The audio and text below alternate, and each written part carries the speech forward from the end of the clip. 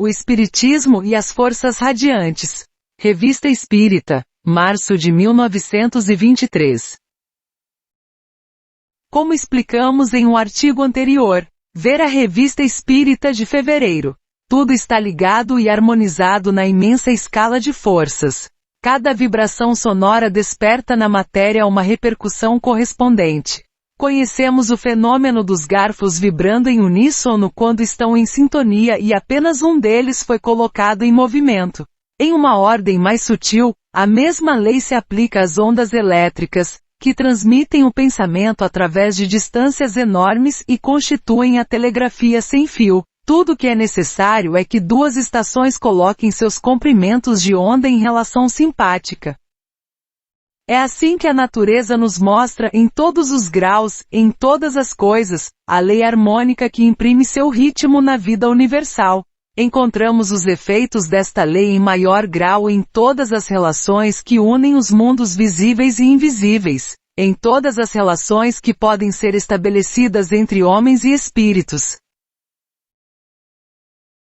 O pensamento, como já dissemos, é a força por excelência, que comanda as outras forças e as imbui de suas qualidades e defeitos. O magnetizador e o terapeuta emprestam a seus fluidos um poder curativo, o feiticeiro os imbui de propriedades malignas. O pensamento puro e generoso é uma luz. Há um brilho radiante do alto astral que deslumbra e afasta os espíritos do abismo. É por isso que a presença nas sessões de um protetor espiritual constitui uma salvaguarda, um preservativo contra o engano e a obsessão. Quem pode negar o poder do pensamento? Não é o pensamento que dirige a humanidade em seu áspero e doloroso caminho? Não será que isso inspira genialidade e prepara revoluções? Agora, o papel preponderante que desempenha na história do mundo, encontramo-lo em um nível mais modesto, nas reuniões espíritas. O pensamento de cima supera em energia todas as forças aqui embaixo, mas para se comunicar aos humanos, deve ser dado condições favoráveis. Da mesma forma que as estações de rádio devem ser sintonizadas para receber a mensagem transmitida, as almas dos presentes devem harmonizar seus pensamentos e suas radiações a fim de perceber o pensamento superior.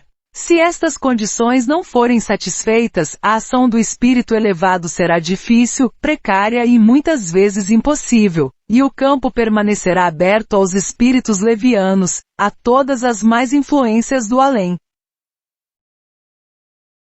Por que meios os pensamentos e radiações fluídicas dos membros de um mesmo grupo podem receber esta unidade de conjunto, este caráter elevado, este tipo de sincronismo que cria uma atmosfera pura, permitindo que o espírito elevado se manifeste? Responderemos sem hesitação, através da oração. Não, é claro, a oração como é praticada nas igrejas, aquela recitação monótona que os lábios murmuram e que não tem efeito sobre as vibrações da alma. Chamamos de oração o grito do coração, o apelo ardente, a improvisação calorosa que comunica um impulso irresistível às nossas energias ocultas. Como vimos acima. Ver a Revista Espírita de fevereiro. Através das experiências da placa sensível, estas energias profundas vibram com intensidade e ficam impregnadas com as qualidades de nossa oração. A partir de então, eles facilitam a intervenção dos espíritos guias, a dos amigos e afastam os espíritos das trevas. A música, também por seu ritmo, ajuda a unificar pensamentos e fluidos. Considerada sob esta luz, a oração perde o chamado caráter místico que alguns céticos lhe atribuem, e torna-se um meio prático positivo, quase científico de unificar as forças em ação e de adquirir para nós fenômenos de alto valor. A oração é a expressão máxima do pensamento e da vontade. É neste sentido que Allan Kardec o recomendou a seus discípulos. As religiões tinham um recurso precioso para elevar e melhorar o ser humano, mas a prática dele se torna banal se deixar de ser aquele impulso espontâneo da alma que faz vibrar seus acordes mais profundos. Nas sessões espíritas, onde não há nem lembrança nem união de pensamentos e fusão de forças, há várias correntes, muitas vezes opostas, que formam uma tempestade de fluidos na qual as entidades superiores experimentam um mal-estar real e até mesmo um sofrimento que paralisa sua ação. Por outro lado, os espíritos inferiores, com suas radiações curtas, sentem prazer nisso e operam com tanto mais facilidade quanto mais grosseiros forem, mais próximos estão da matéria. Mas sua influência é fatal para os médios, que eles exaurem e descarrilam a longo prazo. Não é menos formidável para os próprios experimentadores, como pode ser visto nas experiências do Dr. Gibier e em muitos outros casos. Para pesquisadores que são descuidados ou ignorantes das condições e leis que regem o mundo invisível.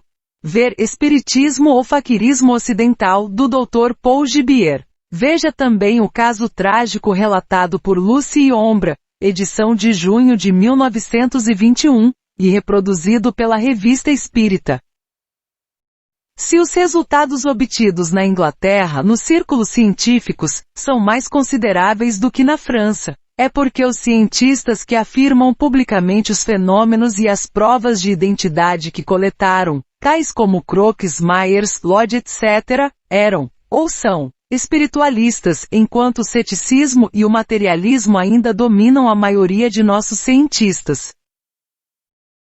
Todos vocês que através do estudo do mundo invisível, em suas relações com o além, buscam as certezas que fortalecem e consolam, as grandes verdades que iluminam a vida, traçam o caminho a seguir, e fixam o objetivo da evolução.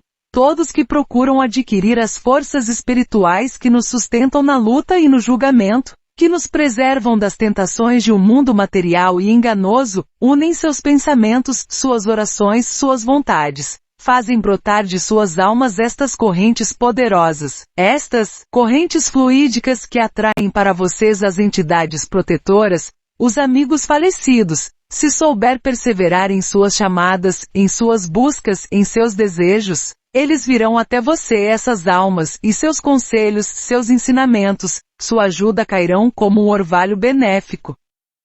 Nesta comunhão crescente com o invisível, você vai tirar nova vida, vai se sentir confortado, regenerado. E se, através de sua diligência e fé, você obtém belos fenômenos e notáveis faculdades psíquicas, não se orgulhe deles, mas aceite-os com gratidão e humildade e faça-os servir ao seu aperfeiçoamento moral. Lembre-se de que a presunção é como um muro que fica entre nós e as influências de above. Como disse Bernardin de Saint-Pierre, para encontrar a verdade, é preciso buscá-la com um coração puro. E eu acrescentaria estas palavras das Escrituras: Deus deu aos humildes o que por vezes negou aos poderosos e aos eruditos. A respeito da oração, perguntamos às entidades protetoras se a oração em comum tem mais poder e eficácia do que a oração isolada.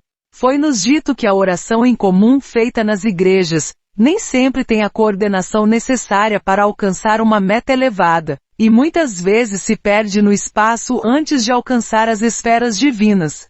Seria necessário que cada alma começasse uma oração com o mesmo objetivo, oração para os infelizes com a intenção de aliviar seus males, oração para aqueles que precisam evoluir, etc. A oração é geralmente imbuída de um pequeno senso de egoísmo, muitas vezes pedindo a Deus por benefícios pessoais.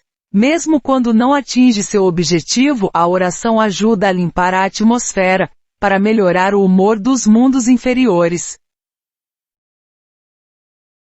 Quando a oração em comum é feita sob as condições certas, ela reage contra as correntes materiais. Desse ponto de vista, as religiões são úteis. A oração gera fé e é a fé que inspira grandes e nobres ações. É a fé iluminada que nos aproxima de Deus, o lar radiante da vida, da sabedoria e do amor. Mesmo em uma ordem mais material, digamos, não é a fé que inspira grande sacrifício? Foi a fé patriótica que tornou nossos soldados invencíveis, que os ajudou a suportar o sofrimento, a doença e a morte e a repelir os ataques de um inimigo formidável.